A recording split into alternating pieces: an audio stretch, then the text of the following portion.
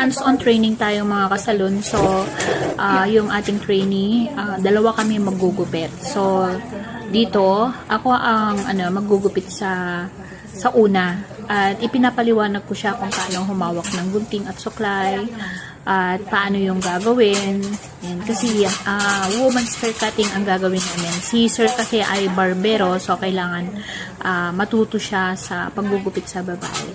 So may mga knowledge na siya kung paano humawak ng gunting at suklay. Yan. So kapag nagtuturo ako mga kasalon, totoong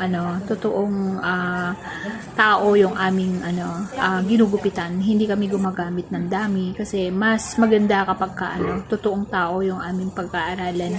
At agad-agad na matuto siya kung paano maggupit. Yan. At maraming klase ng uri ng buhok. At maraming paraan kung paano ito ay gugupitin. Merong wavy, merong curly, merong straight. So, yun ang ituturo natin sa kanya kung paano ito gugupitin. At paano ang layered niya, 90 degrees, 45 degrees. Depende dun sa style na gusto ng customer natin.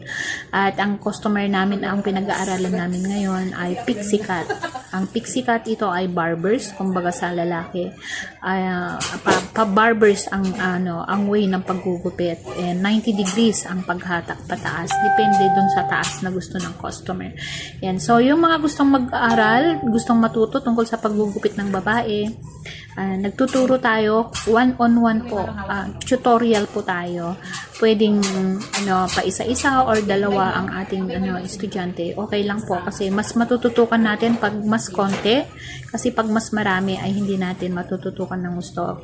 Kaya yung mga gustong matuto, mag-aaral, PM lang po kayo. Kami po ay willing na mag-schedule kung kailan ang schedule nyo.